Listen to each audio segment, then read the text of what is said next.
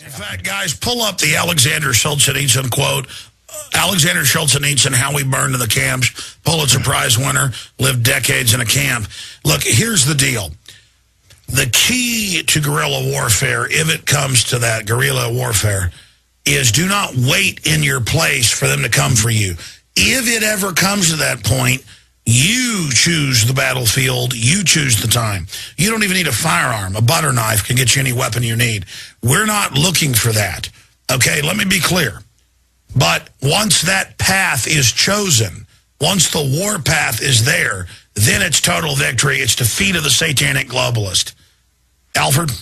Yeah. I mean, part of the problem, what Sean needs to do right now, you keep your eyes and ears open. I don't know what the tipping point's going to be, but recognizing we're getting closer to that tipping point, your obligation is to prepare yourself. That's where you are right now. Be prepared. Be prepared. Learn, study, understand the moral foundation for what you're doing. Understand the technical foundation. What do you need for firearms, or what do you need in order to litigate? Be prepared. Exactly. We've got a lot of avenues to fight right now. Before you even think about physical action as some solution, it's way down the road. Pirate FM, local newsletters, going to city council, speaking out. Those are the things we need to use now, because believe me, it's easy to talk about violence. It's primitive, it's simple, it's quick. That's not the road to victory. We first have to get our word out and try to avert this peacefully. I agree. What I'm after, I just want to think it through so that when the moment happens that I'm steadfast, not ready to compromise. Because what if they had a false flag terror tomorrow, and then boom, all of a sudden the town's on lockdown, they're coming around, hey, we need to get your guns because it's dangerous out here. That's the kind of stuff I'm worried about. I'm thinking, okay, is this the moment, or do I go ahead and hand those over? Because maybe they'll lift off the ban tomorrow. Well, that's why they want the registration. You can hand them the junk today and then organize tomorrow. Always pick the time yourself. Never play on their time frame. I appreciate your call, Sean. Okay. This is the time for choosing. I mean, we are entering this phase. These are people poisoning our water, our food, on record. I've given you all the documents. These are demonic pigs.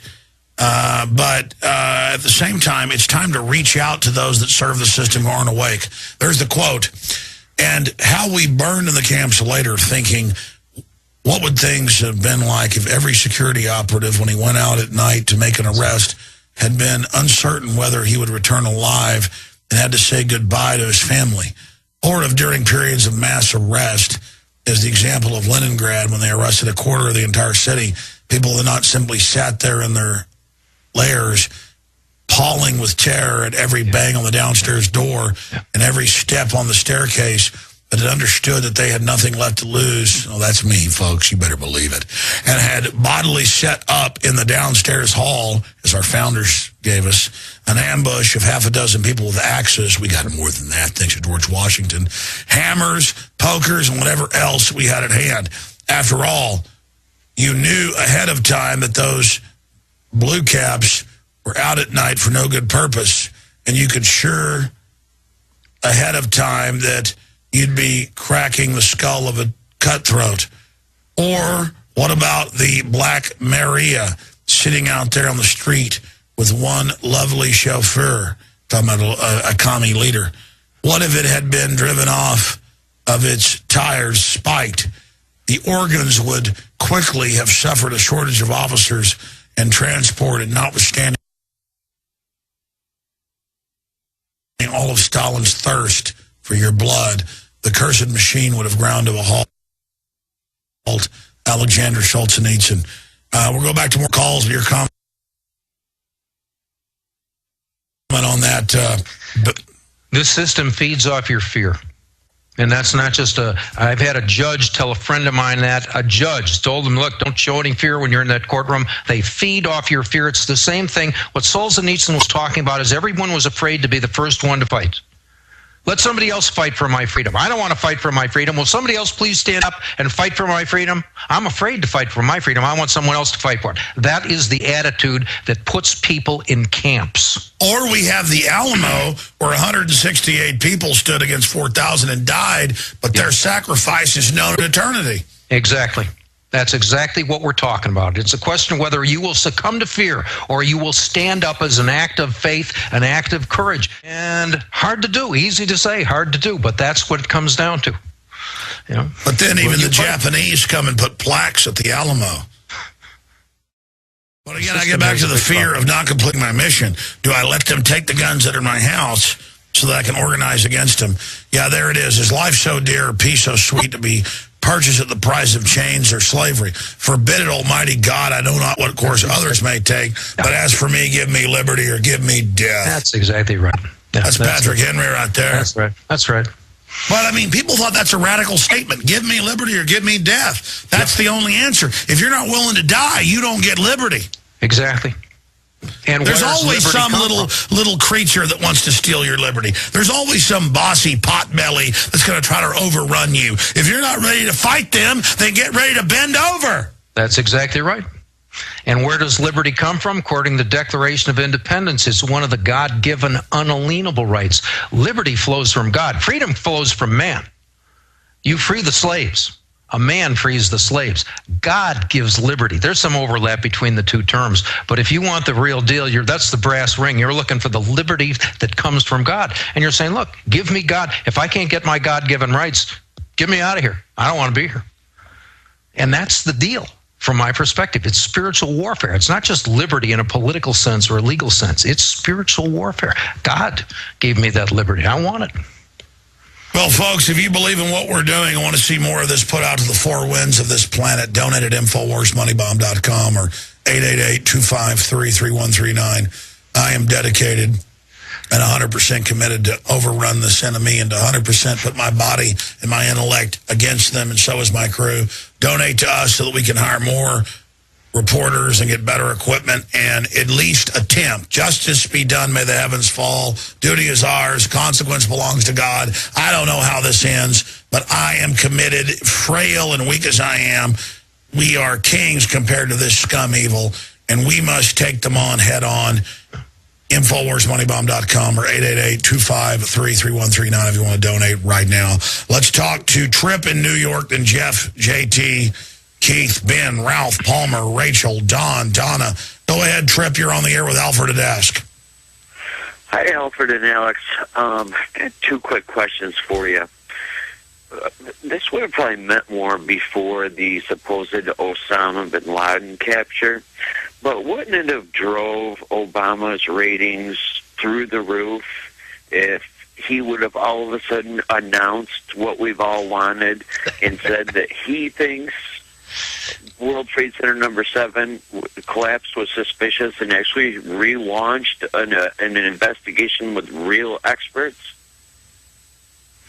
Well, I don't believe Obama's ever going to make that statement, and I doubt if anybody in the White House who wants to keep breathing much longer is going to make that statement either. It's going to take an interesting revolution to get anyone in a significant position of power in government, especially the White House, to admit there's something suspicious. Well, look, I mean, it's come out the government's stealing the drugs and bringing the guns, the different crime syndicates. They're a group of criminals. We'll never expect the criminals to admit they're a bunch of dirtbags. That just, when that happens, that means the Christ is back amongst us. It'll be one of the signs. When you get a president who admits the crimes that have been committed by our government, that means end times are definitely here. The Christ he's either here or he's awful close.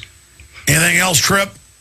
Yeah, well, I guess that takes that as we'll never hear that. But my second question is what is the Vatican thinking, wanting a world bank? Isn't it, if I'm not mistaken, isn't it signs of the end of times of one world government, one world bank? All of the powerful structures are in the throes of the wicked one. I mean, Alfred? I agree, but I would say this. Insofar as anyone, including the Vatican, is attempting to create a new world bank, we've got a lot of trouble happening in this world right now. And again, you look at Greece. They are refusing to pay the debt. Iceland already refused to pay the debt. It's not their debt. It turned out it was all owed by the banks. I understand. It's all a bunch of it's paying someone else's debt. There's all sorts of moral questions about it. If the people of the world, part of the Occupy Wall Street thing is motivated, at least part of it, by people who can't pay their college debts. There's millions of people who can't pay their mortgages right now. 4 million mortgages are 90 days or more behind on their payments. We are in a world right now where the debt can't be paid. And it's becoming increasingly obvious people are getting ready to just quit it.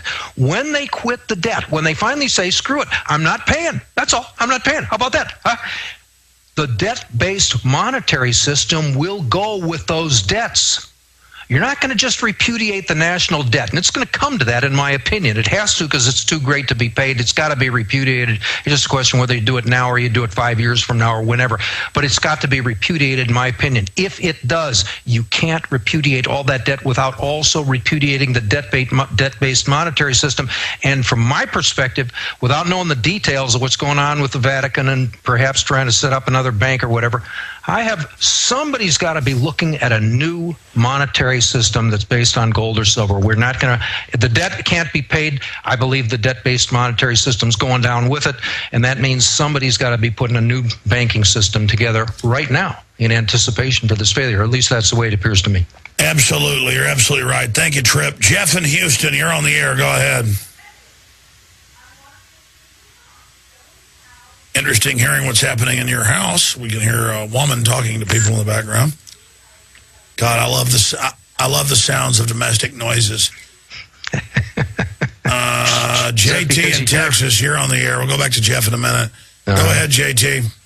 Yeah, I wanted to get Alfred's take on what the New World Order is doing to our kids. They seem to pay attention to them. What are these people's end game? End game is to make the children accept the fact. I mean, from my perspective, I harp on this business about animals. I've seen it. I understand it pretty well. And it's part of it. They are working on the kids because they want to condition them. You know, a lot of people, and we've all been conditioned to some degree. Theory of evolution is one classic example. That theory of evolution is pretty much mandated by the government, and most people think, well, that's just scientific, and it's okay to teach science in the class and the rest of that. But the fundamental premise of evolution is that we are evolved from animals, and therefore we are animals. To my mind, it's not just a coincidence that they want to teach and force people to understand and embrace the theory of evolution. If you're just an animal, it's not going to be remarkable to you to find law that says you're just an animal. It's not a surprise. It's scientifically correct. But people don't understand that under our Declaration of Independence, we are endowed by our Creator with certain unalienable rights, and they only flow to men and women. They don't flow to animals.